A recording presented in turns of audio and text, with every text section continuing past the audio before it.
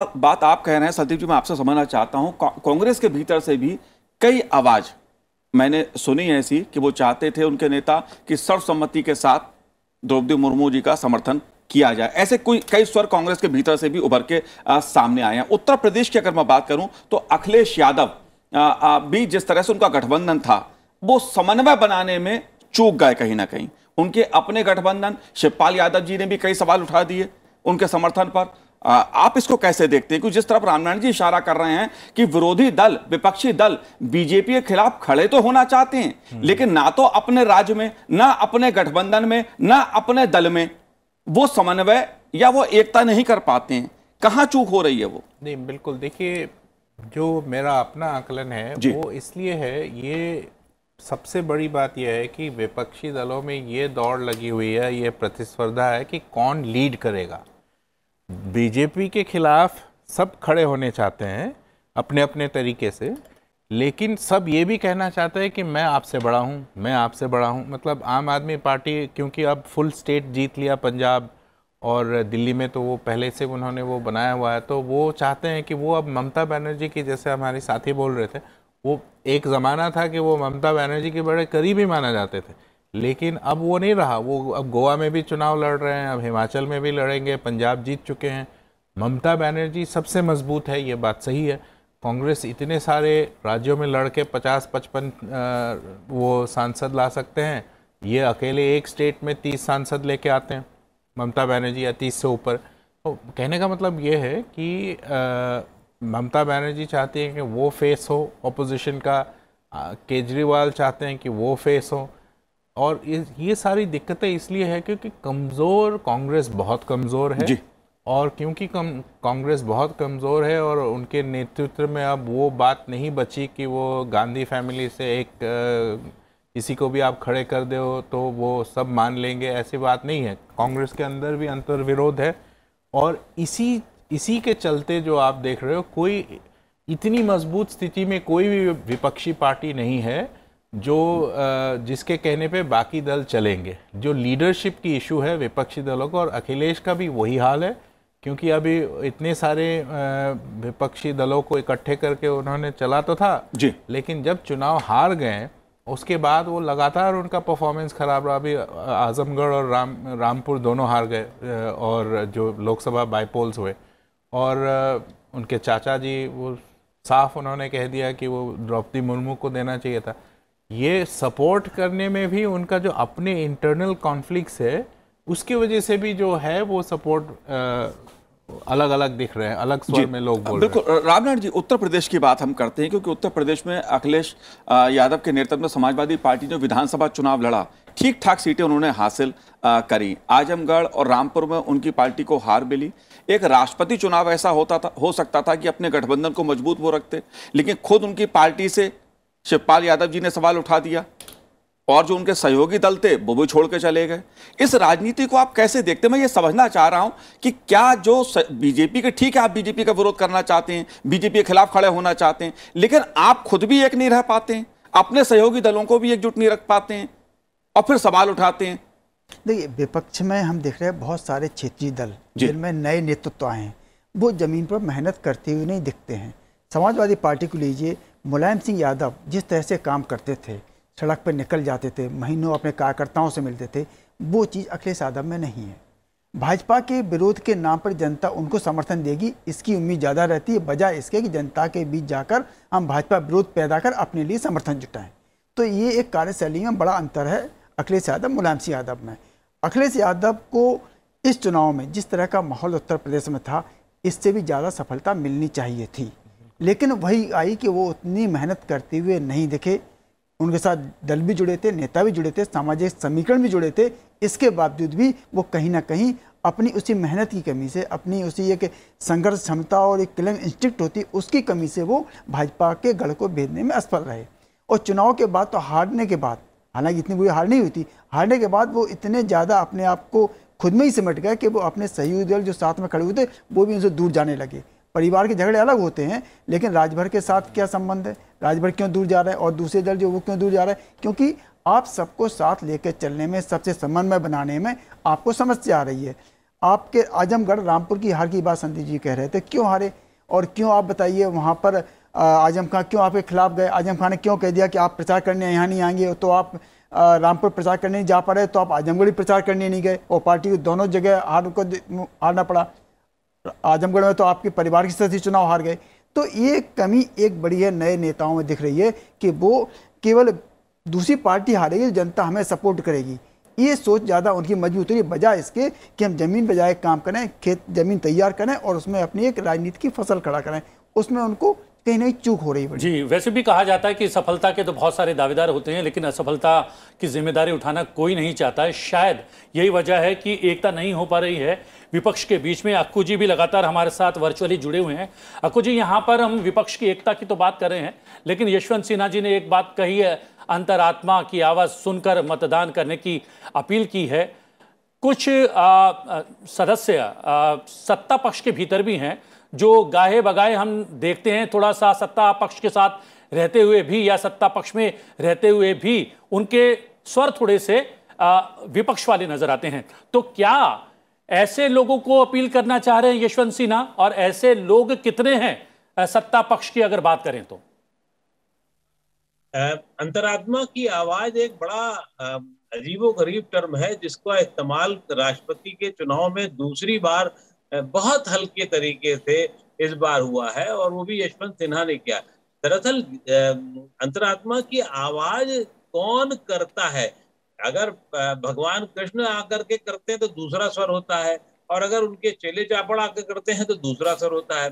किसी पार्टी का अध्यक्ष अगर अंतरात्मा की आवाज पर बात करता है, जैसे कि मिसेस इंदिरा गांधी ने, श्रीमती इंदिरा गांधी ने की थी और एक चमत्कार करके दिखा दिया था नीलम संजीव रेड्डी को चुनाव बना करके अपनी पार्टी के उम्मीदवार के खिलाफ में, तो वो एक अलग खेल होता है, अलग बातचीत हो जाती है। लेकिन यहाँ अंतरात्मा की आवाज कौन कर रहा है? एक प्रत्याशी कर रहा है। तो इसलिए इस अंतरात्मा की आवाज में उतना बड़ा दम नहीं होता है, जबकि मैंने पहले भी कहा है यशवंत सिन्हा की काबिलियत को लेकर के कहीं कोई शक नहीं है, लेकिन क्योंकि चुनाव जो है वो इंडिविजुअल चुनाव नहीं होता है, तो इसलिए वो अंतरात्मा की आवाज की जो गूंज होती है, जो विभिन्न आपको महाभारत में देखने को मिलती थी, वो गूंज का स्वर बहुत नीचा रह गया। और मुझे ऐसे आसार नहीं लगते हैं कि भारतीय जनता पार्टी का उनसे जुड़ाव होने के बाद भी क्या बहुत ही रेयर मैं कह सकता हूं, एक आध वोट मिल जाए तो मिल जाए, बात हो जाती है। अदरवाइज मुझे इसकी कोई संभावना नहीं नजर आती है। अंतरात्मा की आवाज जो है वो अपने आप में इतना बड़ा टर्म है और उसके लिए इतनी खासियत होनी चाहिए जो यहाँ पर इस चुनाव में कम से कम नहीं पहुंच पाई। यशवंत सिन्हा जी ने 2-3 बार इस शब्द का उल्लेख किया, आज भी एक इस तरीके की बातचीत की थी। एग्जैक्टली शब्द तो यही नहीं थे, लेकिन उनका कहना जरूर था। यशवंत सिन्हा जी के साथ में इस चुनाव में दिक्कत ये हुई कि अपनों ने भी उन्हें बहुत, मैं तो इसे धोखा शब्द इस्तेमाल करूंगा, पहले तो ममता बनर्जी ने जिस तरह से उनको अपनी पार्टी में लिया था, ये माना जा रहा था कि उनको कम से कम राज्यसभा तो दिया जाएगा, वो भी नहीं दी गई।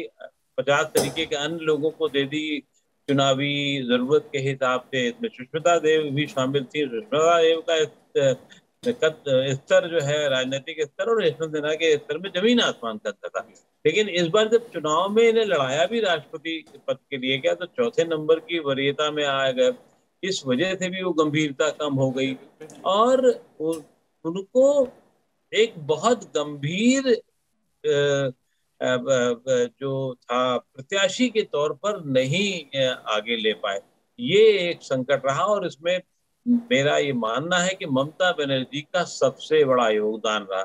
शिवसेना या झारखंड मुक्ति मोर्चा ये सब तो हालात के चलते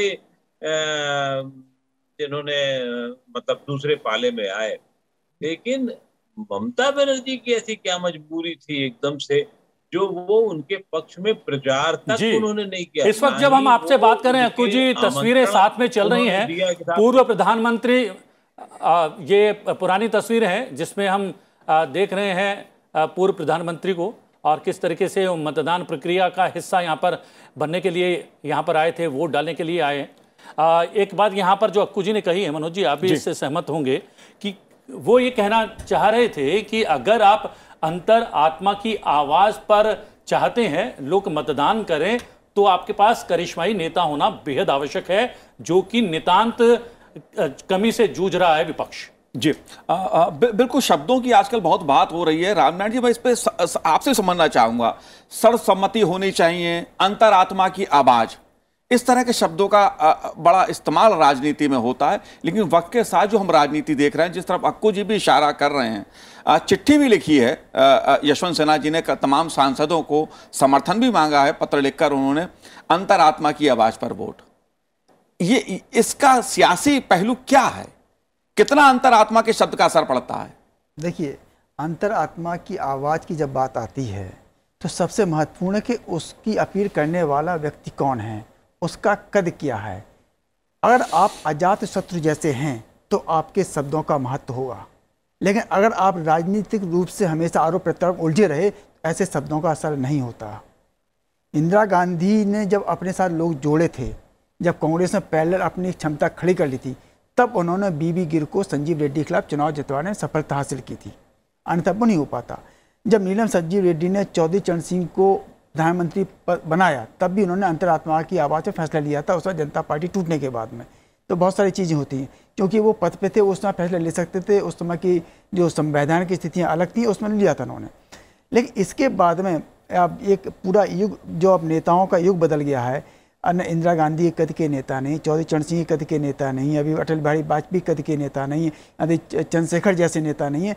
तो इन शब्दों का असर अब कम होता है, क्योंकि अब नेताओं में आपस में संवादहीनता इतनी बढ़ चुकी है और आरोप प्रत्यारोप इतने निचले स्तर पर पहुंच चुके हैं, उसमें आप एक दूसरे की बात सुनने को तैयार नहीं, अपनी आत्मा की आवाज़ सुनने को तैयार नहीं है, तो दूसरे के कहने पर उसका आह्वान को आप कितना सुन पाएंगे। और तो दूसरी बात, एक ऐसा नेता, प्रधानमंत्री मोदी जैसा नेता, जिसका कद आज पर्वत का आकार ले चुका है। बिल्कुल, प्रधानमंत्री नरेंद्र मोदी इस समय देश के ऐसे बड़े नेता हैं जिनको देश के क्या पिछले दिनों जो पूरा वैश्विक स्तर पर उभरा हुआ उनका, लेकिन वो देश के अंदर से उभरा हुआ उनका, हिंदुस्तान की जनता ने उनको लगातार समर्थन दिया, चाहे कैसी विपरीत परिस्थितियां हो, कोविड जैसी परिस्थितियां रही हों, महंगाई कुछ भी हो, लेकिन जनता का समर्थन, जो जनता का विश्वास सबसे महत्वपूर्ण किसी नेता के लिए होता है, जनता का विश्वास हासिल होना।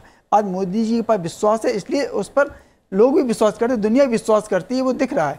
तो जब अंतरात्मा की आवाज़ इस तरह के नेतृत्व की तरफ से आती है जिस पर लोगों का भरोसा हो, तो वो काम करती है। लेकिन और कोई आवाज़ करे, कोई भी नारा ला सकता है, लेकिन उसका असर नहीं पड़ता। जी संदीप जी, ये भारतीय राजनीति की बात नहीं है, तो अंतर्राष्ट्रीय पटल पर जो प्रधानमंत्री का कद है, शायद उनके कद का नेता अंतर्राष्ट्रीय पटल पर भी नजर नहीं आता। जिस तरीके से अमेरिका के राष्ट्रपति पीछे से पीठ थपथपाते हैं और पलटकर देखते हैं मोदी जी, और हाथ मिलाकर उनसे जिस तरीके से वार्ता करते हैं, और जो तस्वीरें दुनिया भर ने देखी थी टेलीविजन स्क्रीन पर, वो अपने आप पे चौंकाने वाली थी।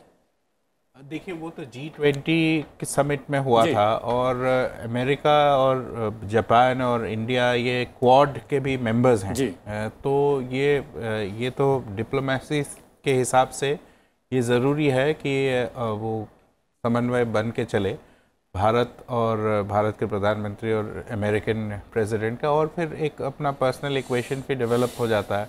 जैसे अभी हाल ही में जो फॉर्मर जापानीज़ प्राइम मिनिस्टर जिन्होंने एक काफ़ी महत्वपूर्ण रोल प्ले किया क्वाड के लिए, और वो भी काफ़ी करीबी थे प्रधानमंत्री के। खुद उन्होंने ट्वीट करके बोला कि जब उनकी डेथ हुआ तो उन्होंने बोला कि ये my dearest friend Shinzo Abe, और आज हमने लोकसभा में देखा कि उनका ऑबिचुअरी पढ़ा गया, उनको याद किया गया। तो ज़ाहिर तौर से ये डिप्लोमेसी के नज़रिए से भी ये इम्पॉर्टेंट है, ऐसे क्रूशल लीडरशिप रोल प्ले करना। लेकिन जहाँ तक राष्ट्रपति चुनाव की बात है, वो तो मैं सहमत हूँ कि जो अंतरात्मा की बात तभी आती है जब आपके पास नंबर नहीं हो। अगर मान लीजिए कि विपक्ष के पास बहुत मजबूती से नंबर होता, तब शायद यशवंत सिन्हा जी इतना अंतरात्मा के लिए अपील नहीं करते, क्योंकि अगर उनको बात होता। एक कारण ये भी है अंतरात्मा की बात करने के लिए, क्योंकि ये इस वोट में मैंने शुरुआत में भी कहा था प्रतिबिंब जी कि इसमें व्हिप लागू नहीं होता। बाकी जैसे संसदीय कार्य प्रणाली में आपको पता है कि आप अगर किसी पार्टी से चुने हुए नुमाइंदे हैं, किसी पार्टी के सांसद है, अगर उस पार्टी ने निर्णय किया कि किसी विधायक पे हमें समर्थन करना है या उसका विरोध करना है और उसके खिलाफ अगर आपने व्हिप जारी कर दिया तो आप उससे बंधे हुए होते हैं। लेकिन प्रेसिडेंशियल इलेक्शन इनमें व्हिप का कोई महत्व नहीं है, आप अपने अंतरात्मा से वोट कर सकते हैं। अब वो कितना कारगर होगा यशवंत सिन्हा जी के लिए, इनफैक्ट एक चीज़ आपको बता दूं कि उनके बेटे भी सांसद हैं, जयंत सिन्हा भी सांसद है। ये सोचने वाली बात है, भारतीय जनता पार्टी से सांसद हैं। बिल्कुल जी। तो उनके बेटे भी विपक्षी साइड में हैं और मतलब उनका भी वोट है। तो ठीक उसी तरह है कि उनके पास अगर नंबर्स होते तो शायद वो उस तरीके की बात नहीं करते, लेकिन वो ट्राई कर रहे हैं अपना। वो जैसे रामनारायण जी ने कहा कि विपक्ष अपना रचनात्मक तरीके से कोशिश कर रहे हैं कि फाइट करे, हालांकि नंबर्स उनको भी पता है कि वो है नहीं उनके पास। अगर पूरी प्रक्रिया को समझें राष्ट्रपति चुनाव की, तो इसमें जो विधानसभा में विधायक मतदान करते हैं तो विधानसभा की के साइज के हिसाब से या उस राज्य की के भौगोलिक साइज के हिसाब से मतदान का मूल्यांकन किया जाता है। जैसे उत्तर प्रदेश का मतदान वो सर्वाधिक होता है और सिक्किम का मतदान जो है उसका जो मूल्यांकन सबसे कम होता है, वो क्या प्रक्रिया है? देखिए, राष्ट्रपति चुनाव में मतदान दो चीज़ें होती हैं, एक वोट और वोट का मूल्य। जी। वोट अलग चीज़ है, वोट आपको ज़्यादा मिले तब भी आप चुनाव हार सकते हैं, क्या वोट का मूल्य आपको कम मिला तो। और वोट का मूल्य तय होता है उस राज्य की जनसंख्या के आधार पर, विधानसभा सीटें क्या हैं और जनसंख्या कितनी, उस आधार पर हर वोट का मूल्य तय होगा। जी। तो आप मान लो बहुमत के वोट ज़्यादा मिल भी गए और आपका मूल्य आपका वोटों मूल्य से कम हो गया तो आपको कोई मतलब नहीं रह गया। तो वोट मूल्य सबसे ज़्यादा सांसदों का 700 है। यूपी विधानसभा पॉपुलेशन ज़्यादा 208 के आसपास, वहाँ पर एक वोट का मूल्य है। सिक्किम में पॉपुलेशन बहुत कम है इसलिए वहाँ पर 30 से 40 एक वोट का मूल्य। तो इस तरह से चीज़ें तय होती हैं। तो मत का मूल्य जो है वो इसमें कारक मुख्य है और वो जिसको ज़्यादा मिलेंगे वही चुनाव जीतता है इसमें। जी।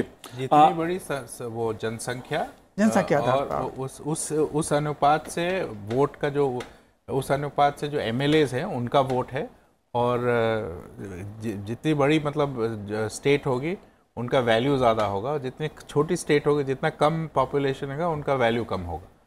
तो विधानसभा का साइज से ही नहीं है और पॉपुलेशन के साइज से भी है, जनसंख्या के साइज से भी है। जी बिल्कुल। लेकिन रामनारायण जी, राष्ट्रपति चुनाव जब भी होता है कई बार से मैं देख रहा हूं कि राष्ट्रपति के पद को लेकर तमाम तरह की बातें भी आती है। जब चुनाव होता है शक्तियों का सवाल आता है, कार्यकाल लेकर सवाल आता है। इस बार यशवंत सिन्हा जी ने भी कुछ सवाल खड़े किए हैं। आप कैसे देखते हैं जब हम राष्ट्रपति की शक्तियों की बात करते हैं, कार्य की बात करते हैं? हम जानते हैं संवैधानिक प्रमुख हैं हमारे, लेकिन उसके बावजूद इस तरह के सवाल उठाए जाते हैं। उन शब्दों का इस्तेमाल मैं करना नहीं चाहता, लेकिन आप समझ रहे हैं। आप कैसे देखते हैं? तो यशवंत सिन्हा ने जो बातें कही हैं राष्ट्रपति चुनाव में लेकर के कि कोई रबर स्टैम्प प्रेसिडेंट नहीं होना चाहिए, समझदार होना चाहिए, वो सब चीज़ें इसलिए कही जाती हैं कि आप अपने पक्ष में मतदान को प्रभावित करना चाहते हैं। लेकिन संविधान, हमारे लोकतंत्र में, भारतीय लोकतंत्र में अच्छी बात यह है कि इसमें कोई आपकी शैक्षणिक योग्यता के आधार पर ही चीज़ें तय नहीं होती हैं। आपकी व्यवहारिक बुद्धि, व्यवहारिक योग्यता और आपकी बुद्धिमानी भी बहुत सारी चीज़ें इसमें आपकी संसदीय प्रणाली में काम करती हैं। हमने देखा ज्ञानी जैल सिंह जब प्रेसिडेंट थे उस समय उनकी शिक्षा दीक्षा क्या रही उस पर नहीं जाइए, लेकिन उन्होंने लास्ट में जाकर के आखिर में कार्यकाल में जब उनका प्रधानमंत्री राजीव गांधी के साथ जब उनके मतभेद हुए तो उन्होंने भी कई इस तरह की चीज़ें की जो कि आप उनसे आशा नहीं कर सकते थे। ऐसा नहीं राष्ट्रीय अधिकार नहीं, शक्तियाँ नहीं हैं। तो इससे मतलब नहीं पड़ता कि आप ऑक्सफोर्ड में पढ़े हुए हों या गांव के स्कूल में पढ़े हुए हों, उससे आप ज़्यादा बुद्धिमान या कम बुद्धिमान हो जाएंगे। तो आप द्रौपदी मुर्मू तो खैर काफ़ी क्वालिफाइड है और जिस संघर्ष से आई हैं और राज्यपाल रही हैं, मंत्री रही हैं, तो उन पर आप क्षमता पर नहीं उठ सकते। इससे मतलब ये होता है कि यशवंत सिन्हा बहुत योग्य हैं, वो ज़्यादा पढ़े हुए हैं, विदेशों में रहे, फॉरेन सर्विस में रहे, और या द्रौपदी मुर्मू कम हो, इस फर्क नहीं पड़ता चीज़ों को। ये तो सिर्फ मतदान को प्रभावित करने के तरीके हैं और सिर्फ कुछ नहीं है, क्योंकि आपकी व्यवहारिक बुद्धि जितनी ज़्यादा होगी उतने ज़्यादा लोकतंत्र में सफल होंगे, क्योंकि ये जनता के लिए, जनता के द्वारा बनाया गया शासन है। और अक्कू जी, यहाँ पर बात चल रही थी अंतरात्मा की। यशवंत सिन्हा जी ने अंतरात्मा की आवाज़ पर मतदान करने की अपील की थी और दूसरी बात उन्होंने कही कि वो रबर स्टैंप राष्ट्रपति नहीं बनेंगे। उससे उनका क्या आशय था, किसको प्रभावित करना चाह रहे थे? देखिए, आम तौर पे ये कह दिया जाता रहा है कि राष्ट्रपति रबड़ स्टैंप की तरीके से होगा या होता रहा है, जबकि पूर्व में भी ऐसी कई घटनाएं ऐसी हुई हैं जो राष्ट्रपति रबड़ स्टैंप नहीं रहा है। और अगर आप शुरुआत की बात करें तो 1951 में मुझे याद पड़ता है, जब नेहरू ने संसद में हिंदू कोड बिल प्रस्ताव पेश किया था, तो भी तब राजेंद्र प्रसाद जी वहाँ उस समय राष्ट्रपति थे, उन्होंने कह दिया कि था बिना हिंदू परंपरा को बिना जनमत तैयार किए हुए इसको खत्म करने का विरोध किया है। तो उसके बाद फिर मामला ये सुप्रीम कोर्ट तक रेफर करने की बात कही गई थी। यानी राष्ट्रपति ने सरकार को कोर्ट से कानूनी सलाह लेने तक की कानूनी राय लेने तक की सलाह वो सुझाव दे दिया था। इसके बाद भी बहुत सारे ऐसे मौके आए हैं जिसमें इस तरीके का विवाद रहा है। सर्वपल्ली राधाकृष्णन को लेकर के भी चीजें रही थी, जिसमें जब चुनाव चीन के साथ आसानी से भरोसा करने और हालात की अनदेखी को लेकर के भी उन्होंने सवाल उठाए थे।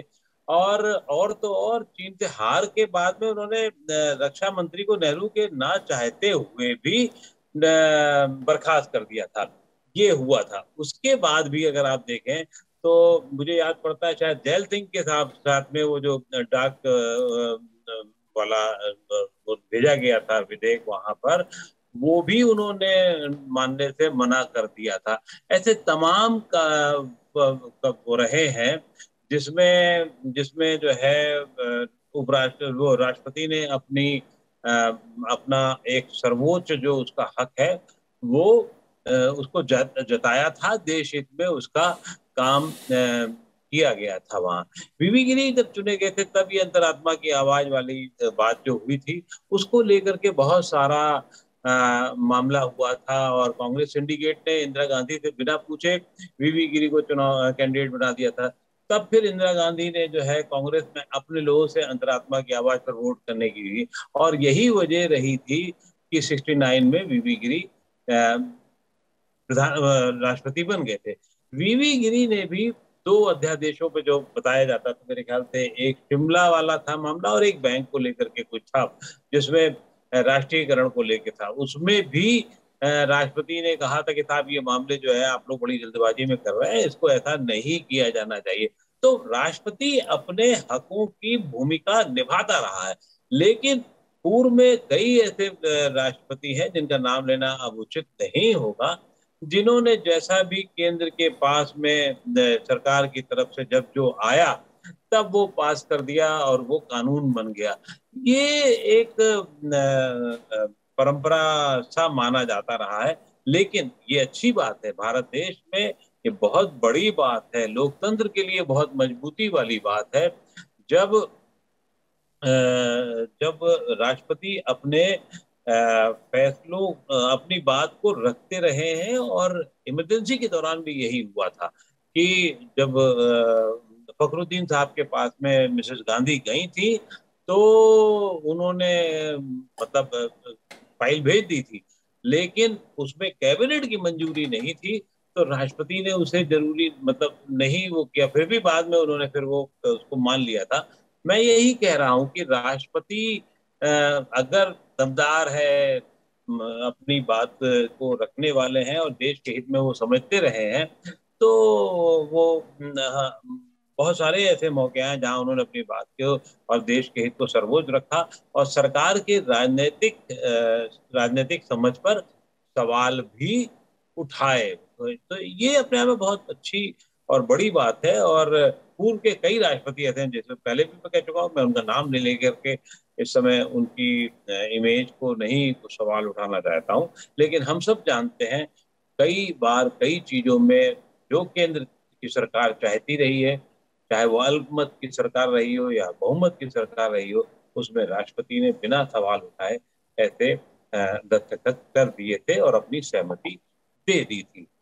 तो ये एक प्रक्रिया है जो चलती रहेगी मुझे लगता है, और उस प्रक्रिया में हम सबको उस पर नजर रखनी चाहिए और राष्ट्रपति भी शायद इसी तरीके थे, क्योंकि जो यशवंत सिन्हा ने कहा कि मैं रबड़ स्टैम्प नहीं बनूंगा, तो सवाल तो ये कि रबड़ स्टैम्प तो आप तभी नहीं बनेंगे जब आप उस पद पे होंगे, और जब स्थितियां इतनी साफ हों तो आप इस बात का भी कोई बहुत मतलब रहता नहीं है।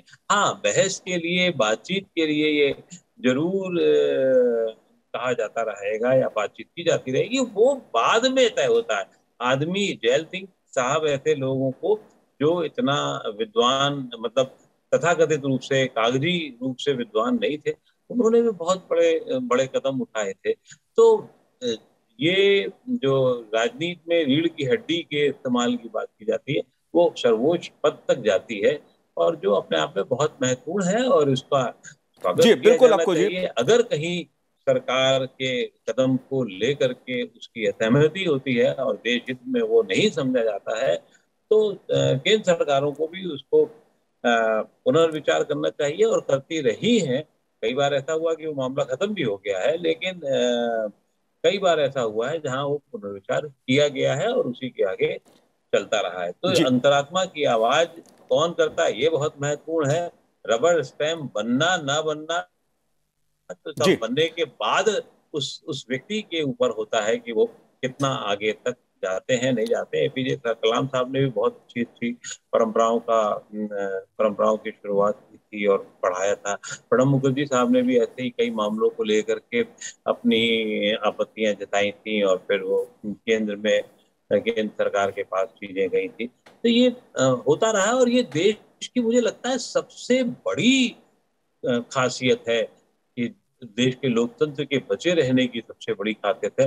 हमें दुआ करनी चाहिए कि ये इस तरीके का लोकतंत्र बना रहे, बिल्कुल और आपको जी। राष्ट्रपति जब भी जरूरत हो, बिना बिल्कुल किसी खौफ के अपना बिल्कुल। काम, और संविधान में राष्ट्रपति जी की शक्तियों का, कार्य का पूरा एक उल्लेख है संदीप जी। लेकिन कई बार इस तरह के शब्द, जैसे अभी एक शब्द मूर्ति का इस्तेमाल किया विपक्ष के एक पार्टी के एक नेता ने, कि मूर्ति, रबड़ स्टैंप, इस तरह के शब्द। हमारे यहाँ राष्ट्रपति पद की अपनी एक गरिमा है, संवैधानिक शक्तियां उसे प्राप्त हैं, संवैधानिक प्रमुख हैं हमारे वो। इस तरह के शब्दों का इस्तेमाल, ठीक है, चुनाव है, लोकतंत्र है, आप अपनी बात कह सकते हैं, लेकिन इस तरह के शब्दों का इस्तेमाल, इसको आप कैसे देखते हैं? नहीं, मैं इसे सही नहीं मानता। मुझे लगता है कि राजनीति में किसी भी तरीके के राजनीति में एक मर्यादापूर्ण आपको भाषा बोलना चाहिए, और जब आप देश के सर्वोच्च संवैधानिक पद के जो दावेदार हैं, अगर आप उन पे कोई टिप्पणी कर रहे हो तो आपको थोड़े से सोच समझ के संयम से बोलना चाहिए। रबर स्टैम्प की बात क्यों आती है मैं आपको बताता हूँ। देखिए, पहली बात तो ये है कि जो हमारे कॉन्स्टिट्यूशनल स्कीम ऑफ थिंग्स है, उसके तहत जो प्रेसिडेंट ऑफ इंडिया है वो ही is aided and assisted by the prime minister। और हम बीच में रोकते हैं, हम तस्वीरें दिखा रहे हैं कितना महत्वपूर्ण है राष्ट्रपति का ये चुनाव। मतदान करने के लिए मुलायम सिंह यादव, जो कि अस्पताल में भर्ती थे गंभीर अवस्था में, आज मतदान करने के लिए आए हैं राष्ट्रपति चुनाव के दौरान, और व्हील चेयर पर बैठकर आए। जी बिल्कुल। और थोड़ी देर पहले हमने मनमोहन सिंह जी को भी देखा जी, जो वैसे स्वस्थ हैं लेकिन वो भी चलने फिरने के लिए व्हील चेयर से आते हैं, उन्होंने भी आके वो दिया। ये बहुत ही महत्वपूर्ण है, इस पद का अपना एक गरिमा है। तो नेताओं को, राजनेताओं को सोच समझ के बोलना चाहिए, क्योंकि वो जब बोलेंगे वैसे, तभी जो बाकी के सिटीजन हैं तभी उनसे, यानी कहने से नहीं, आपके एक्ट पर जो है वो ज्यादा विश्वास करती है जनता। क्योंकि देखिए, जो कॉन्स्टिट्यूशनल स्कीम ऑफ थिंग्स है उसमें तो ये साफ है कि प्रेसिडेंट को असिस्ट करेगी council of ministers headed by prime minister. जो स्पीच पढ़ के देते, जो राष्ट्रपति जी जो अभिभाषण करते हैं संसद को सेंट्रल हॉल में, हाँ सेंट्रल हॉल में, वो भी सरकार उसको प्रिपेयर करके, क्योंकि वो, लेकिन जब वो पढ़ते हैं तो वो बोलते हैं मेरे सरकार। आपने सुना होगा कि माय गवर्नमेंट, वो हमेशा एड्रेस करते हैं, लेकिन जो वो टेक्स्ट ऑफ द स्पीच है वो राष्ट्रपति जी अपने मन से नहीं लिखते हैं, उसे प्रिपेयर करते हैं, बाकायदा उसे प्रिपेयर करके कैबिनेट में अप्रूव होता है और उसके बाद उसको पढ़ा जाता है। और जब जो मैंने कहा कि क्यों इतना ज़रूरी है समन्वय होना, यही ट्रेडिशन स्टेट असेंबलीज में भी फॉलो होते हैं। और जहाँ समन्वय ना हो, क्योंकि वहाँ का स्टेट गवर्नमेंट प्रिपेयर करके गवर्नर साहब को देते हैं।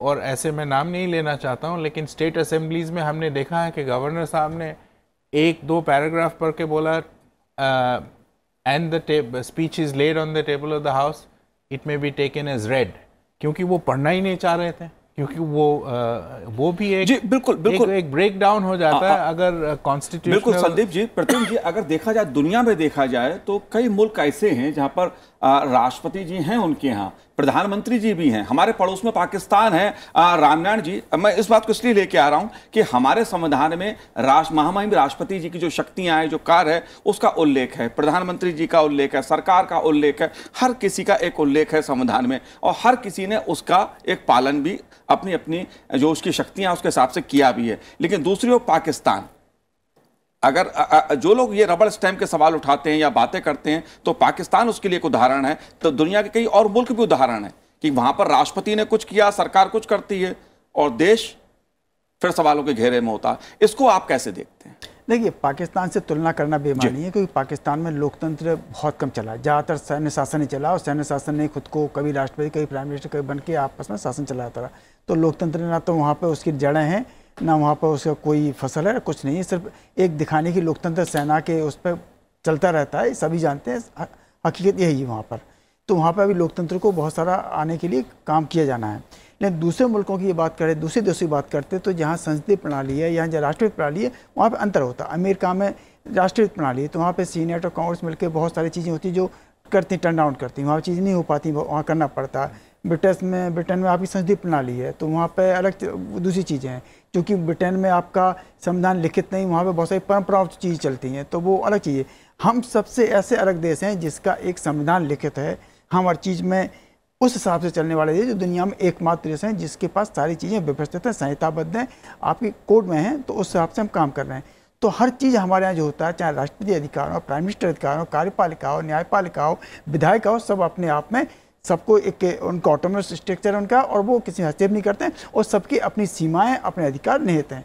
इसलिए हम सबसे ज़्यादा मजबूत लोकतंत्र माने जाते हैं। जी, बहरहाल पाकिस्तान से तुलना यहाँ करने की जरूरत नहीं थी लोकतंत्र को लेकर, क्योंकि जो लोकतंत्र भारत का है वो अपने में दुनिया जानती है कितना मजबूत है। लेकिन पाकिस्तान का सवाल इसलिए आया क्योंकि सेना कुछ करती है, राष्ट्रपति कुछ करता है, प्रधानमंत्री कुछ करता है, एक उदाहरण के रूप में, और लेकिन लोकतंत्र की बात सब करते हैं पाकिस्तान में। लोकतंत्र है या नहीं ये दुनिया जानती है। प्रतिम जी, एक अच्छी तस्वीर आज देखने को मिली, अगर लोकतंत्र की हम बात कर रहे हैं कि हमारे देश का लोकतंत्र कितना मजबूत है, आप देखिए प्रधानमंत्री नरेंद्र मोदी जी ने सबसे पहले जाके वोट डाला।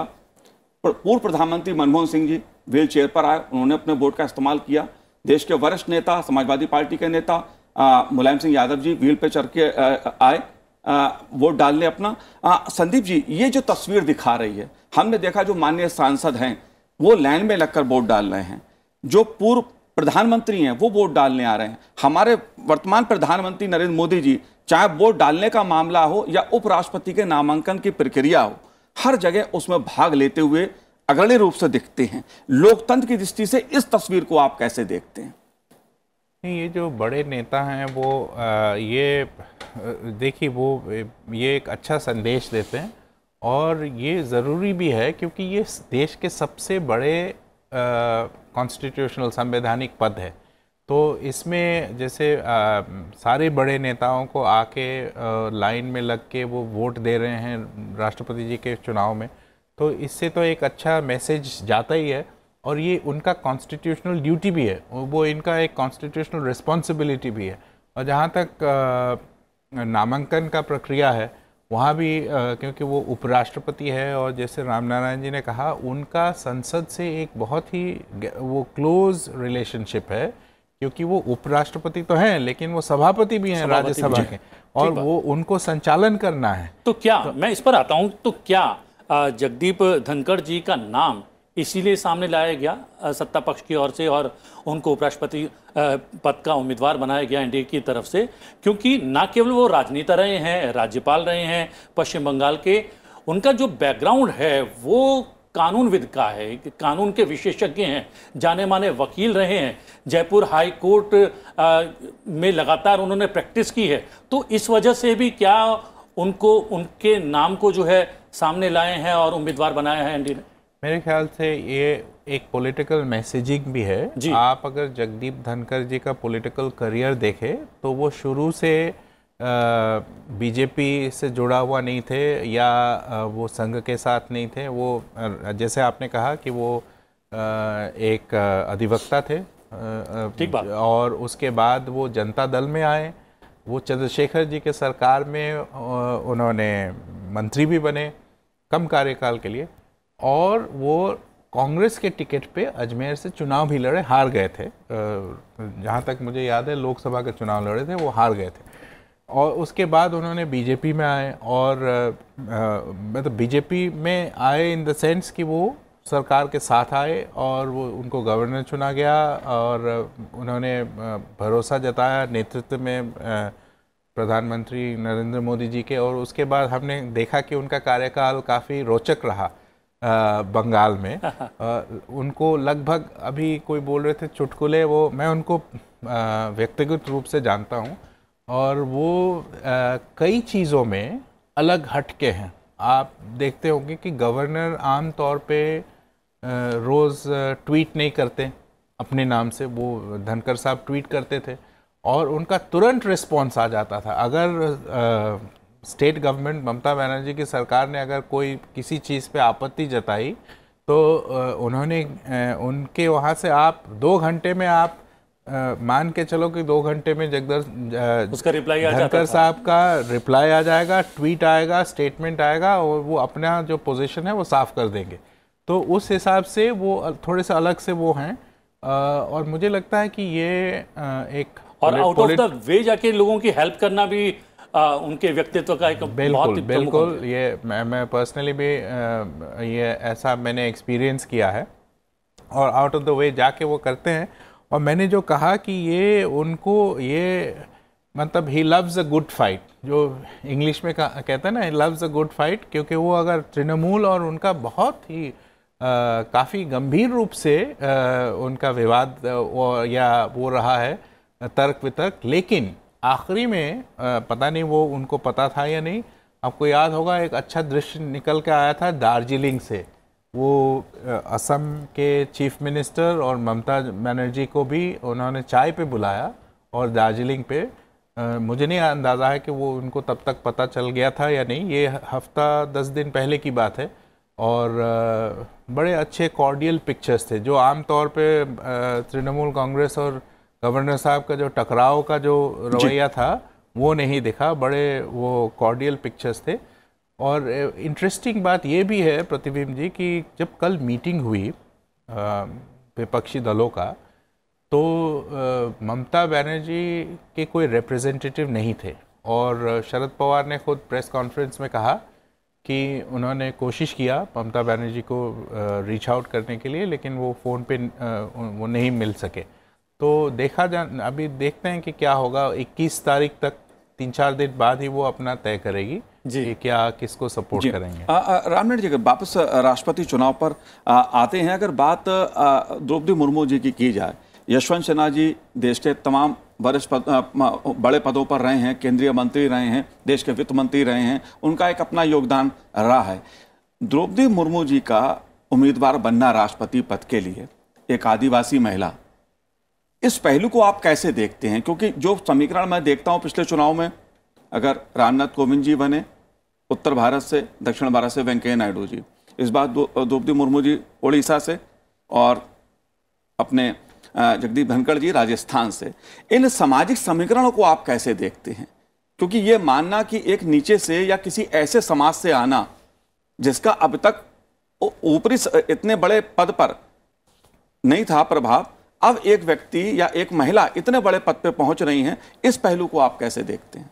देखिए, इस सरकार का शुरू से ही जो कहना रहा है कि हम देश के चारों हिस्सों, पूरा पश्चिम उत्तर दक्षिण, सबका समान रूप से विकास करेंगे, कोई पड़ला हल्का भारी नहीं रहे, तभी विकास में हम आगे बढ़ पाएंगे। ऐसा नहीं हो पश्चिम बहुत आगे बढ़ गया, पूरब हल्का रह गया, या दक्षिण नीचे रह गया, उत्तर बढ़ गया, तो सबको उसमें देखना है। महिला सशक्तिकरण की बात लगातार कही, उस पर अमल किया गया, प्रभावी वो दिखा भी अमल में। इसके अलावा आपको वंचित, गरीब कल्याण की योजनाएं चली हैं, आदिवासी दलितों को उत्थान की बात चली हैं, तो तो वो जो कहा गया उसको किया भी गया। जब पिछले राष्ट्रपति पद का चुनाव हुआ तो उन्होंने एक दलित समुदाय से रामनाथ कोविंद को लेकर कहा, हम दलित समुदाय को सिर्फ कहते नहीं है, हम आगे भी लाते हैं, उनको राजनीति में भी सर्वोच्च पद पर पहुंचा रहे हैं। इस बार चुनाव आया तो आदिवासी लाए, आदिवासी महिला को लेके आए और उस महिला को ले आए जिसे जीवन संघर्षों से भरा रहा। तो जो संदेश देने की चीज़ें, हर वर्ग को जो अपने आप को दबा कुचला असहाय महसूस करता है, उसके अंदर एक नई चेतना लाने की बात है, महिला सशक्तिकरण की बात है। तो वो सब करने की इस सरकार की जो कोशिशें हैं वो इन सब निर्णयों में सामने आती हैं। हमने देखा है पूरब का विकास की बात करते हैं तो कहते हैं कहीं पूरब को आगे बढ़ना चाहिए। तो पूरा एक समग्र सोच है जो सरकार की, वो इसमें परिलक्षित होती है। अपडेट के लिए सीधा चलते हैं अपने सहयोगी अखिलेश सुमन के पास। अखिलेश जी, बहुत अद्भुत तस्वीरें आ रही हैं राष्ट्रपति चुनाव की। हमने देखा प्रधानमंत्री, गृह मंत्री, तमाम मंत्रिमंडल के सदस्य, माननीय सांसद, और इसके अलावा ऐसी तस्वीरें भी आई हैं जिसमें मुलायम सिंह यादव व्हील चेयर पर मतदान के लिए आए, पूर्व प्रधानमंत्री व्हील चेयर पर मतदान के लिए आए। बहुत अद्भुत नज़ारा है, क्या है अपडेट? निश्चित तौर पे जब मतदान की प्रक्रिया चलती है, और मतदान आप जानते हैं प्रतिबिंब की, मतदान एक ऐसा अधिकार है जिसे कोई नहीं खोना चाहता, और अगर संभव हो तो हर जो सांसद हैं या यहाँ तक कि जो आम चुनाव होते हैं, हर वोटर जो होता है वो मतदान केंद्र पर जाने की कोशिश करता है, मतपेटी में अपना मत, या जो अगर ईवीएम है तो ईवीएम में। यहाँ चूँकि मतपेटी है तो यहाँ आप देख रहे हैं मेरे पीछे, आप देखिए नज़ारा, अभी सुबह से लेकर अभी तक काफ़ी भीड़ थी, लंबी लाइनें लगी हुई थी, और अभी देख रहे हैं तकरीबन खाली पड़ा है। एक एक करके एक एक सांसद कोई आ रहे हैं। अभी भी एक सांसद व्हील चेयर पे आए थे, वो मतदान देके फिर निकलेंगे। तो कह सकते हैं कि दिन के अभी 2 बजने वाले हैं, और जो मुझे जानकारी मिली है कि 5:30 बजे के करीब ब्रीफिंग होगी। सेक्रेटरी जनरल जो राज्यसभा है वो ब्रीफिंग करेंगे, पूरे देश में मतदान की क्या स्थिति रही। जो पूरे देश के सभी राज्यों की राजधानियों में भी मतदान की प्रक्रिया चल रही थी, विधानसभा के जो सदस्य थे वो मतदान में भाग ले रहे थे, तो उन सारे लोगों के मतदान में भाग लेने का क्या प्रतिशत रहा, कितने लोगों ने वोट दिया, ये सारी चीज़ों की जानकारी हमको तकरीबन 5:30 बजे तक मिलेगी। लेकिन जो यहाँ स्थिति है, लगता है कि अब इक्का दुक्का कुछ धीरे धीरे करके आ रहे हैं सांसद, वो मतदान में भाग ले रहे हैं और उसके बाद निकल रहे हैं। अभी 2 बजे लोकसभा की बैठक एक बार फिर होनी है, जो एडजॉर्न हो गई थी 11 बजे करीब, तो उसके बाद 2 बजे के बाद फिर पता चलेगा कि अगर कुछ लोग बचे हुए होंगे तो वो फिर अभी आएंगे। तो अभी स्थिति यही है प्रतिबिंब की, यहाँ एक एक करके लोग आ रहे हैं, मतदान दे रहे हैं। लेकिन कह सकते हैं कि पूरे देश से जो स्थितियां हमको पता चली है कि बड़ी संख्या में लोग मतदान देने की प्रक्रिया में भाग लिए हैं। क्योंकि देखिए, एक तरफ यशवंत सिन्हा ने भी अपील की थी कि वो अपने अंतरात्मा की आवाज़ पे सारे लोग अब वोट करें, और दूसरी तरफ जो एनडीए है, एनडीए ने भी कही थी कि जीत सुनिश्चित करना बहुत ज़रूरी है। और उसमें आपने देखा कि कई जो नन एनडीए मेंबर्स थे, नन एनडीए पार्टियां थी, उन्होंने भी द्रौपदी मुर्मू को वोट देने का ऐलान किया। तो निश्चित तौर पे ये कह सकते हैं काफ़ी रोचक चुनाव है, और काफ़ी कह सकते हैं कि प्रतिद्वंद्विता काफ़ी मजबूत है। मैंने भी हंसी मजाक में कुछ एक सांसदों से पूछा कि किस तरीके से मतदान हो रहा है, तो बोला कि जो डॉटेड लाइन है, डॉटेड लाइन पर ही मतदान हो रहा है। तो आप समझ सकते हैं कि ये जो एक तरीके से पक्ष और विपक्ष ने जो जिन जिन बातों पे कहा है कि मतदान करें, उन्हीं बातों पे मतदान प्रक्रिया चल रही है। अखिलेश जी, आपने कई सदस्यों से बात भी की, उनका भी प्रतिक्रिया ली, उनसे रिएक्शन जानने की कोशिश की। यशवंत सिन्हा जी ने अंतरात्मा शब्द का इस्तेमाल किया है। नतीजे आएंगे, परिणाम सबको मालूम है क्या होने वाला है, स्पष्ट है तस्वीर, लेकिन इस अंतरात्मा का कहीं कुछ असर दिखाई दे रहा है? देखिए चूंकि राजनीतिक विभाजन इतना मजबूत है मनोज जी की, राजनीतिक विभाजन में वो एक कह सकते हैं कि एक मुहावरा बना है कि अंतरात्मा की आवाज़ पे वोट दें। लेकिन जो राजनीतिक जो विभाजन है, काफ़ी गहरा राजनीतिक विभाजन है, काफ़ी मजबूत है। और द्रौपदी मुर्मू के साथ 2 बातें साफ है कि एक तो एनडीए ने उन्हें उम्मीदवार बनाया है, दूसरी वो जो आदिवासी हैं, और तीसरी महिला हैं। ये 3 चीज़ें मिलकर उनके पक्ष में काफ़ी माहौल बना रहा है। और जो विपक्ष या यशवंत सिन्हा जी ने जो एक उम्मीद जताई है कि अंतरात्मा की आवाज़ पे वोट दें, तो देखना काफ़ी रोचक होगा कि अंतरात्मा की आवाज़ पे काफ़ी किस तरीके से वोटिंग होती है। लेकिन जो मुझे लगता है कि राजनीतिक विभाजन जिस तरीके का है, उस राजनीतिक विभाजन में उसी आधार पे वोटिंग होगी जिस तरीके से लोग राजनीति में अपना पक्ष लिए हैं, या जिन लोगों ने अपने को, जैसे झारखंड मुक्ति मोर्चा जिसने साफ साफ कहा है कि वो द्रौपदी मुर्मू को वोट करेंगे, उनकी पार्टी द्रौपदी मुर्मू को करेगी, क्योंकि झारखंड जो है एक माना जाता है कि आदिवासी काफ़ी बड़ी संख्या में, आदिवासी की राजनीति भी काफ़ी मजबूत है और उन्हें एक इस बात की भी कह सकते हैं कि गरिमा मिली है कि आदिवासी एक बन रहा है राष्ट्रपति, तो निश्चित तौर पे झारखंड मुक्ति मोर्चा। उसी तरह से आप कह सकते हैं कि उड़ीसा में भले ही जो बीजेपी है और बीजेडी है दोनों एक खेमे में नहीं है, लेकिन व्यावहारिक कारणों से वहाँ बीजू जनता दल ने भी इन्हें वोट देने की बात कही है, तो कह सकते हैं कि वो अंतरात्मा की आवाज़ वाली बात अभी उस तरीके से नहीं काम करती दिख रही है जिस तरीके से हम कभी एक बार सुने थे जब इंदिरा गांधी ने कहा था बीबी गिरी के समय। जी आप वहां पर बने रहें और लगातार हम आपसे अपडेट लेने के लिए आपके पास आते रहेंगे। अभी तक की जानकारी के लिए बहुत बहुत धन्यवाद। यहाँ पर तुलना चल रही थी दोनों उम्मीदवारों की और रामनारायण जी, देखा जाता है कि यशवंत सिन्हा हमेशा आउटस्पोकन रहे हैं, बहुत मुखर होकर बात करते हैं। जब वो सत्ता पक्ष में थे, वाजपेयी सरकार में मंत्री थे तब भी, और अब जब वो कहीं नहीं रहे तब भी वो उसी मुखरता के साथ बात करते रहे हैं। उच्च पद पर दोनों रहे हैं, द्रौपदी मुर्मू भी रही हैं, लेकिन वो बहुत इंट्रोवर्ट हैं, बहुत ही ज़्यादा खुलकर बातचीत नहीं करती हैं। लेकिन क्या राष्ट्रपति पद के लिए इसी तरीके की गंभीरता की ज़्यादा आवश्यकता होती है? देखिए, व्यक्ति किस तरह का किस पद पर हो, ये ज़्यादा महत्वपूर्ण ये है कि उस पद पर रहते हुए वो किस तरह से अपने कार्यों दायित्वों का निर्वहन करता है। ये तो चुने जाने के बाद तय होगा द्रौपदी मुर्मू किस तरह से अपने पद पर राष्ट्रपति पद के साथ किस तरह से न्याय कर पाती हैं, उसको आगे बढ़ा पाती हैं। लेकिन राज्यपाल के तौर पर उनकी जो भूमिका रही, राज्यपाल के तौर पर उन्होंने जिस तरह से काम किया है उसको देखते हुए निस्संदेह वो एक बहुत संयत हैं, बहुत ही अच्छी विदुषी महिला हैं और उन्होंने अपने संवैधानिक दायित्वों से बाहर जाकर काम नहीं किया। उनका निर्वहन पूरी तरीके से किया, कभी किसी विवाद में किसी उसमें उनका नाम नहीं कभी नहीं आया, ना आउटस्पोकन नहीं जैसा कि आपने कहा। तो उनकी एक जो अभी तक का जो मिनिस्टर रही उड़ीसा में, बाद में वो राज्यपाल रही, तो उनका जो कार्यकाल रहा बहुत ही संयत रहा, अपने काम से काम कर रहा। हमने देखा जब वो मंत्री पद से हट गई थी, एक बार इसी काम से वहाँ पे गई थी उड़ीसा में दफ्तर में, तो बाहर लाइन लगा के बैठी रही थी वो। तो वो अपने जानती है हमारी, जबकि वो पूरे मंत्री थी, वो जानती है कि हम कब किस पद पर रहते, कैसे काम करना है। तो हमें लगता है जैसे डॉक्टर अब्दुल कलाम का जो कार्यकाल रहा है या डॉक्टर अपना अभी रामनाथ कोविंद का रहा है और दूसरे प्रणब मुखर्जी का रहा, बहुत सारे राष्ट्रपतियों ने एक नई परंपराएं की हैं, वहाँ पर कायम की हैं अपने कार्य क्षमता से, अपनी से जी कब क्या करना है।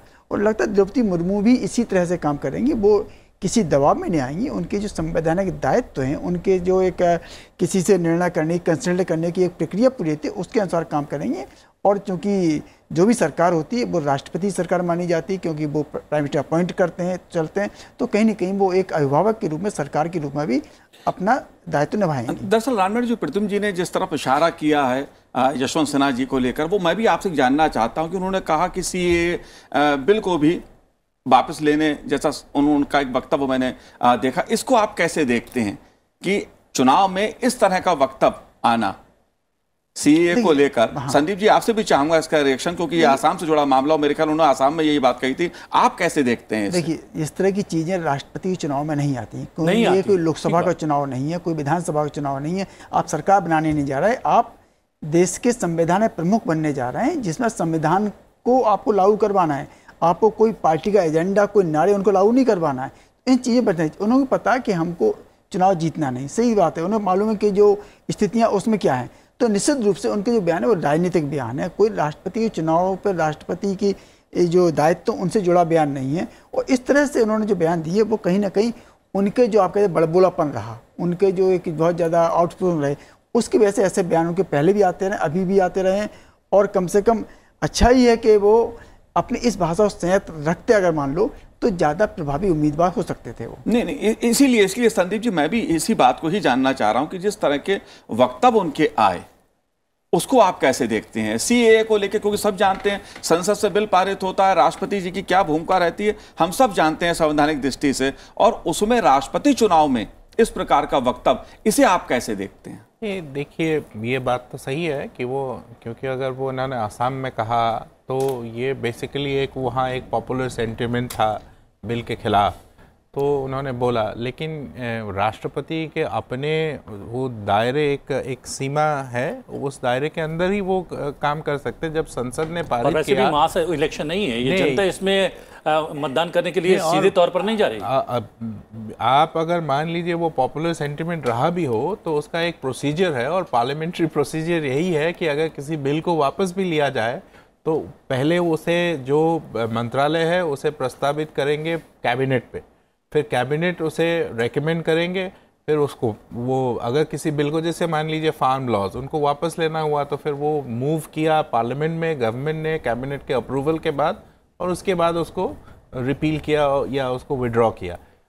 तो राष्ट्रपति जी के पावर में ये नहीं है, हमें ये समझना चाहिए। ऐसा भी नहीं है कि राष्ट्रपति जी का कोई पावर नहीं है, लेकिन वो पावर तभी आता है जब आप, जैसे आम चुनाव हो, जनरल इलेक्शन, और उसमें जब कोई भी पार्टी पूर्ण बहुमत नहीं मिला या बहुमत नहीं है, और उसमें फिर तब राष्ट्रपति जी अपना डिस्क्रेशन एक्सरसाइज करके कि किसको बुलाना है, कौन स्थिर सरकार बना सकते हैं, उसमें भी लेकिन वो राष्ट्रपति जी जो है वो रूलिंग कोर्ट के रूलिंग, पास प्रेसिडेंट्स, उससे गाइडेड होते हैं। ऐसा नहीं कि जिसको मन किया उसको आपने बुला लिया, वो भी नहीं, वो डिस्क्रिशन का भी एक लिमिट होता है।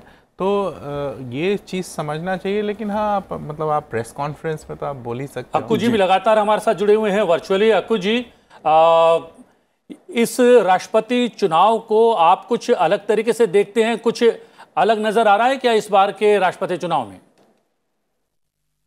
मुझे अलग सिर्फ इतना नजर आ रहा है कि पहले जब राष्ट्रपति चुनाव की घोषणा हुई थी तब ये लग रहा था कि ये कांटे का एक चुनाव होगा और थोड़ी मुश्किलें होंगी, लेकिन धीरे धीरे जैसे स्थितियां बदली, ये शायद एक जो चुनाव जिसका उल्लेख हमने पहले भी किया है, वीवी गिरी के जीतने वाले के चुनाव को छोड़कर, जिसमें एक अंतरात्मा की आवाज का बड़ा उल्लेख था, उसके बाद के चुनावों में कोई बहुत ऐसा है बड़ा अंतर देखने को नहीं मिला।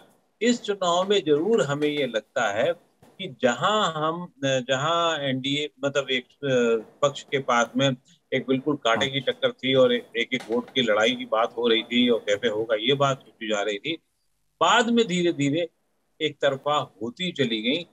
बाकी तो कोई ऐसा बहुत बड़ा परिवर्तन नहीं दिख रहा है इस चुनाव में, सिर्फ इतना ही है। और अब जो भूमिकाओं को लेकर के जो बातचीत की जा रही है चुनाव के बाद, जो भूमिकाओं को लेकर के, उस पे मुझे लगता है कि कोई हम सब लोगों को टिप्पणी नहीं ज्यादा करनी चाहिए, वो वक्त के साथ ही सामने आएंगी। जैसे कि राष्ट्रपति बनने के बाद जो परंपराएं एपीजे कलाम साहब ने शुरू की थी, प्रणब मुखर्जी साहब ने शुरू की थी, वो अपने आप में अद्भुत थी और जो बाद में कम ज्यादा हुई। अब वो उन परंपराओं को द्रौपदी मुर्मू जी किस तरह से आगे ले जाती हैं या पीछे करती हैं, ये एक अलग सवाल है और जिसपे बातचीत होती रहेगी, मुझे लगता है। और लगातार हम तस्वीरें दिखा रहे हैं आपको, और जैसा कि हम कह रहे हैं, आज राष्ट्रपति चुनाव के लिए मतदान की प्रक्रिया लगातार जारी है। प्रधानमंत्री नरेंद्र मोदी, गृह मंत्री अमित शाह, रक्षा मंत्री राजनाथ सिंह और अन्य, शरद पवार जी और अन्य गणमान्य जो है एमपी और सांसद, वो मतदान प्रक्रिया का हिस्सा ले चुके हैं। और इसके अलावा अलग अलग प्रदेश के मुख्यमंत्रियों ने, वहाँ के विधायकों ने भी इस मतदान प्रक्रिया में हिस्सा लिया है। और ये प्रक्रिया आज शाम को 5 बजे तक लगातार जारी रहेगी, संसद भवन के 63 नंबर इस रूम में भी, और इसके अलावा देश भर की अलग अलग विधानसभाओं में भी ये प्रक्रिया शाम 5 बजे तक लगातार जारी रहेगी राष्ट्रपति चुनाव को लेकर मतदान की। और 5:30 बजे संभवतः एक प्रेस कॉन्फ्रेंस करके संभवतः इसकी जानकारी दी जाएगी कि मतदान प्रक्रिया में कितना मतदान हुआ है। और जैसा कि हम बता दें कि लोकसभा की कार्रवाई 2 बजे तक के लिए स्थगित की गई थी, कुछ क्षणों में जो है लोकसभा की कार्रवाई भी शुरू होने वाली है। एक एक टिप्पणी अंतिम चलते चलते अभी देखते हैं कि क्या, क्योंकि अक्कू जी ने तो कह दिया कि अभी तक यहीं तक सीमित रखते हैं कि राष्ट्रपति चुनाव हो रहा है, मतदान प्रक्रिया चल रही है, कौन जीतता है कौन हारता है वो जो है वो बहुत जल्द तय हो जाएगा। उसके बाद राष्ट्रपति बनने के बाद उनकी भूमिका क्या रहेगी वो तब की तब देखी जाएगी। बिल्कुल, मेरे ख्याल से अभी आपने पूछा था कि ये आउटस्पोकन नहीं है तो क्या उससे फ़र्क पड़ेगा। मेरे ख्याल से वो जो उनका एक एक्सपीरियंस रहा है, पास्ट एक्सपीरियंस, वो मिनिस्टर भी रही हैं, गवर्नर भी रही हैं, और वो हालांकि मुझे अभी एक आपसे बात करते करते एक अचानक से एक वो इंटरव्यू याद आया कि जब यशवंत सिन्हा जी को ये पूछा गया कि लगभग ये तय है कि आप हारने वाले हैं, तो फिर उनको पूछा गया कि फिर आप इंटरव्यू क्यों कर रहे हैं। इंटरव्यूअर को पूछा कि फिर आप इंटरव्यू क्यों, आप अगर मान ही चुके हैं कि मैं हारने वाला हूँ तो फिर आप इंटरव्यू क्यों कर रहे हैं। तो मेरे ख्याल से ये उचित नहीं होगा कि हम पहले ही घोषित कर दें कि कौन जीत रहा है कौन, मतलब दोनों तरफ से वो उन्होंने चुनाव लड़ा। नहीं, बिल्कुल, और रचनात्मक तरीके से लड़ा। हालांकि देखने में तो ये है कि नंबर्स अब एनडीए के साथ है। और जी बिल्कुल, जो तस्वीर है, जो पिछली बार के भी आंकड़े हम देखें, जाहिर तौर पर राज्य की विधानसभाओं में और संसद में भाजपा की, एनडीए की ताकत बढ़ी है। इस लिहाज से एक तस्वीर नजर आती है। हालांकि नतीजे आएंगे तब पता लगेगा कौन कितने वोटों से जीता। साथ ही जो तस्वीर उभर के आई है, रामनारायण जी, आप कैसे देखते हैं? पिछली बार से ज्यादा क्या वोट एनडीए उम्मीदवार को मिलेंगे? पिछली बार एनडीए उम्मीदवार को 65% लगभग वोट मिला था। हमें लगता है इस परिस्थिति में उससे ज़्यादा बढ़ना चाहिए। विधानसभा में भी ताकत बढ़ी है, लोकसभा, राज्यसभा में भी एनडीए ताकत बढ़ी है, सहयोगी दल भी ज़्यादा जुटे हैं, तो वो आंकड़ा इस बार ज़्यादा जाएगा। और निश्चित रूप से जैसा ही संदीप जी ने कहा था कि राष्ट्रपति बनने के बाद उनकी भूमिका सामने आएगी। असली बात यह है कि जिस समुदाय से आती हैं, जिस आदिवासी तबके से आती हैं, जिस महिला वर्ग से आती हैं, तो उसको अभी भी उसके लिए बहुत कुछ किया जाना बाकी है। तो इस सर्वोच्च पद पर रहते हुए वो उसके लिए ज़्यादा कुछ कर सकें, ये हमें उम्मीद करनी चाहिए। और सरकार को उतना ज़्यादा वो गाइडेंस भी देंगे, इसलिए क्या करना चाहिए ये काफ़ी महत्वपूर्ण होगा। जी हाँ, बहुत बहुत धन्यवाद आपका रामनारायण जी और संदीप फुकन जी, आपने समय निकाला और बहुत सारे बिंदु पर प्रकाश डाला राष्ट्रपति चुनाव के मद्देनज़र। और अक्कू श्रीवास्तव हमारे साथ लगातार जुड़े रहे वर्चुअली। अक्कू जी, आपका भी बहुत बहुत धन्यवाद। और थोड़ी देर में हम लोग चलेंगे, दिखाएंगे लोकसभा की कार्रवाई जो कि 2 बजे तक के लिए स्थगित की गई थी। वो 2 बजे के बाद फिर से कार्रवाई शुरू होगी और हम आपके साथ अपडेट भी राष्ट्रपति चुनाव का बांटते रहेंगे। और हम आपको ये जानकारी दे दें कि राज्यसभा की कार्रवाई आज दिन भर के लिए स्थगित कर दी गई है। इस विशेष पेशकश में मुझे और मनोज जी को आज्ञा दीजिए, लेकिन देखते रहिए लगातार संसद टीवी। नमस्कार।